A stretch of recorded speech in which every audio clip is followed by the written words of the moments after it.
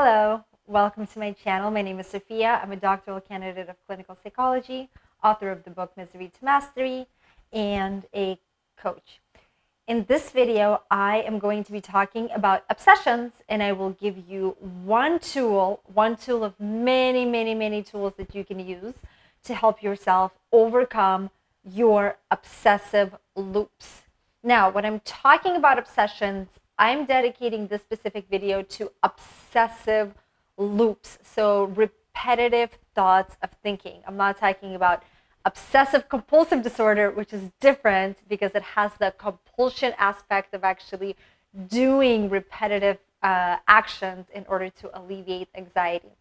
I am talking specifically about just the obsessive thoughts. Now, it is totally normal for human beings to worry. It is completely normal for us to have anxiety. As a matter of fact, our brain is wired for that. It's wired for survival, and therefore worrying and anxiety and obsessions and overthinking about things is normal.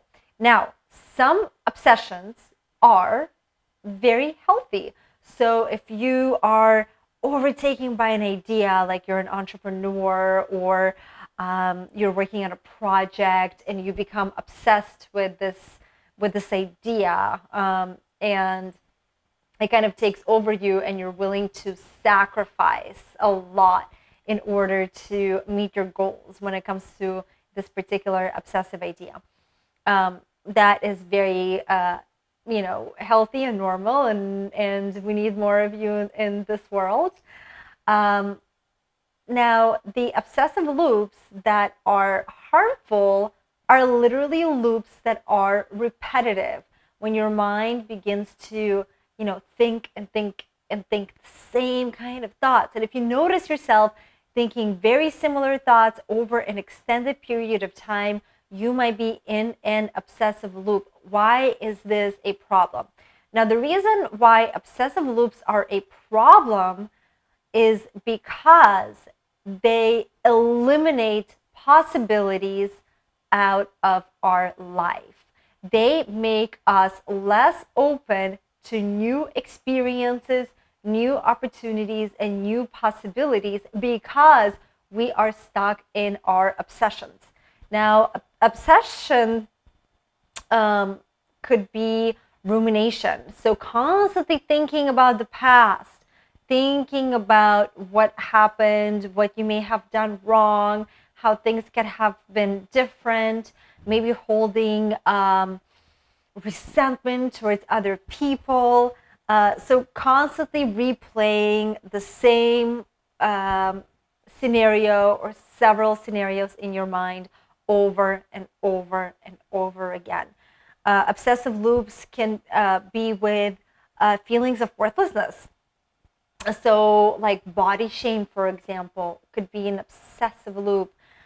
Feelings that you might not be good enough. All of that can turn into an obsessive loop. Obsessive loops can also have to do with relationships and love. So being obsessed about a person that you are maybe not with, maybe being obsessed about your ex, and just replaying all these scenarios in your head over and over again, stalking someone obsessively on social media, things like that.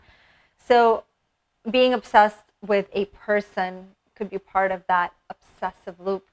And obsession about money, feeling that you don't have enough, constantly worried about money, can turn into an obsession loop. And once again, it is totally normal to worry about your finances. It is totally normal to suffer, breakups and heartbreak, and stalk someone on social media and think about an individual. Spend a lot of time thinking about someone that you have a crush on, or maybe you were rejected by. Now, where it becomes a problem, and obsessive loops do become a problem, is when you're stuck in the same series of unproductive thoughts for an extended period of time. So unproductive thoughts, like let's say you're worried about, money or having a lack of resources, right? If you are doing something about it, right? If you are able to, you're looking for opportunities, you're talking to people, maybe you have some debt or something, and you're actually doing something to resolve your problem, and you're kind of obsessed with resolving your problem, that is one thing. But it's totally different to, have these worries that go on for years and years and years and not really see anything change in your life, or being obsessed about a person, and it's like it's been a really long time at this point, and you just can't let these ideas go. You can't let replaying those scenes and having these conversations in your mind. That is an obsessive loop that is not going to get you anywhere. Why is it not going to get you? Because it's a loop, and there's no way out of that, right? When you're stuck in a loop, you're stuck in a circle. Whereas you want to see lots of opportunities for yourself. You want to see lots of possibilities. You want your mind to actually look for different solutions and also be open to opportunities in this world. So imagine kind of like a person, walking in the park, and there's so many people there, and it's a beautiful day, and there's so many activities and so many opportunities, and they are in an obsessive loop. So they're not living in the present moment. They're not seeing the opportunities and the possibilities and the people that they can meet that are right there, available to them, right in front of their eyes. But instead, they're in their head, obsessing. So this is how obsessive thoughts and obsessive loops can be dangerous, because it can deter you for a very long period of time from various opportunities. And there's so much in this world. There's so many amazing people to meet and places to travel to, and interesting jobs and books to read, and movies to watch, and experiences to have, right? But if you're stuck and you see yourself having the same kind of thoughts and the same loop, you are in an obsessive loop, and you are kind of calcifying your brain to be more rigid. And the more you do that, the less opportunities come your way, the less people, the less experiences enter your life, and you're kind of stuck living the same life. So I hope this explains why obsessive loops, and not to pathologize them because it's normal, but why obsessive loops can be dangerous. It's because they protect you from a variety of amazing and beautiful experiences that could be had if you are living in the present moment, and if you're opening your mind to various forms of possibilities and opportunities. Now, what to do if you're in an obsessive loop? Of course, there's so many ways to work around it, and you also need to understand the root of your loop. So this could be maybe a trauma response, and this is why you're in a loop. This could be a part of obsessive compulsive disorder. This could be a part of personality disorder. So it's very individual, right? And there's so many ways to look at it, and there's so many different tools that you can use. And obviously, going to therapy, working with someone individual, is really the way to go about any kind of mental health issues. But in this video, I do want to give you one tool that I use as part of group therapy or individual therapy, and I use on myself as well, to help you get out of your obsessive loops. Now, in order to create a shift, you must do things differently. If you keep doing the same thing every single day, guess what? Nothing is going to change.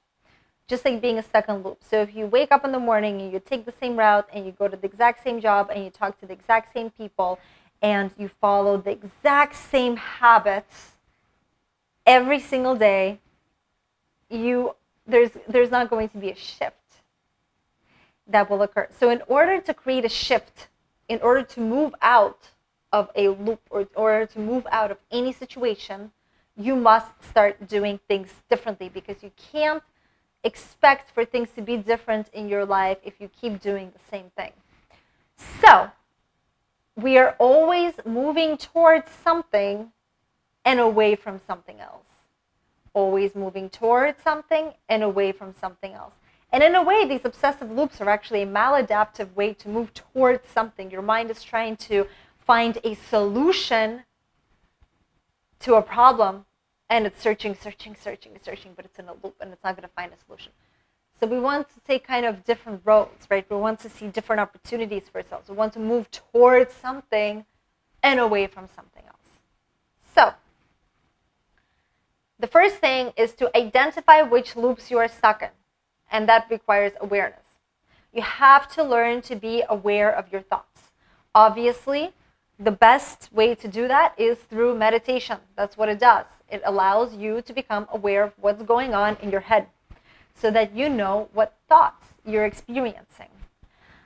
But if you already have the awareness, if you're watching this video and you're like, oh yes, my obsessive loops are that, you already know what you're obsessing about. You identify the obsessive loop and you put that in one column. And that is the loop that you want to move away from, right? So let's say it's something like body shame, feelings of worthlessness. That's a very, very common one, particularly for women. It leads to eating disorders and things of that nature. So let's say you're stuck in that loop, right? You write that out. Then in that same column, you write, actually I'll go back. So you write out the obsessive loop. Then in the other column, you want to write what you're moving towards. So away from and moving towards. So let's say you're moving away from body shame, feelings of worthlessness. You want to move towards confidence and self-love, let's say, right? Okay. So you go back to that column of feelings of worthlessness, and you write out all the things that it makes you do. And so this is actually, that is going to require you to honestly explore your mind and honestly explore how you function in the world with this loop. So maybe it causes you to isolate. Maybe it stops you from going on dates. Maybe it stops you from engaging in social activities. Maybe it stops you from going to the beach. Maybe it stops you from wearing the kind of clothes that you would like to wear. What is it stopping you from? How is this how is this obsessive loop manifesting in your life as a behavior? Now, when you start writing it out, you're actually going to start to see how seriously damaging an obsessive loop could be to your every single day functioning. Maybe you don't go to events because you have this thought. Maybe you don't take an action, to start your own business, or to finally work on that project that you've been wanting to work on. Maybe reaching out to this person, maybe talking about getting a raise at your job, right? You're going to see how this loop actually affects your day-to-day functioning. So you do that in one column. In the next column, you're moving towards confidence, you're moving towards self-love. How do you see your life differently? If you were confident and you loved yourself, what would you do differently? Would you have more confidence to ask for things? Would you socialize more?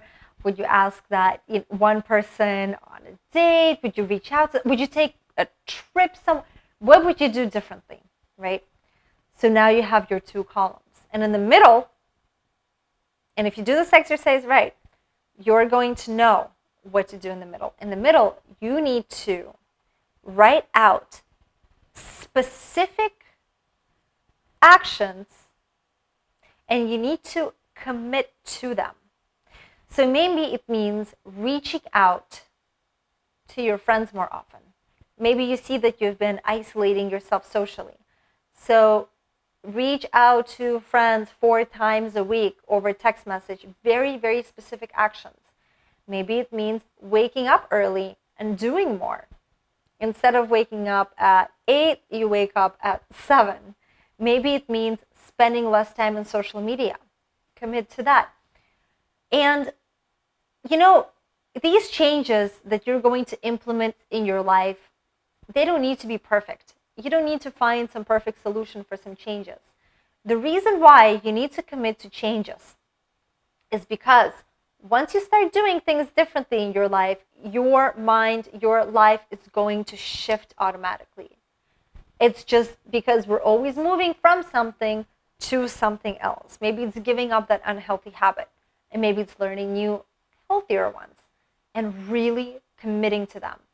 And it could be as simple as getting out of bed on a different side. Maybe it could be as simple as taking a different route to work. Maybe you're going to start walking to work over driving to work. Maybe it means journaling every single day, meditating every single day, doing something different on a daily basis, because only when you start doing things differently is your life going to shift. Your life will never shift if you keep doing the same things over again. You're going to be stuck in a loop, and you're going to be a prisoner of your own mind. So if you want to be less of a prisoner of your own mind and more engaged in the real world, more engaged with people, more engaged with opportunities, more engaged in activities, and less stuck in your own rigid loops, you need to start doing things differently. So this exercise is phenomenal, and it's one of so many. And of course, exploring deeper issues of these loops and obsessions and how they are deterring you from living a more authentic, a healthier, more fulfilled life. It's very important, particularly when it's something like a trauma response or obsessive compulsive disorder, part of personality disorder. But this one tool is just something you can start doing right now. And I have seen it work. I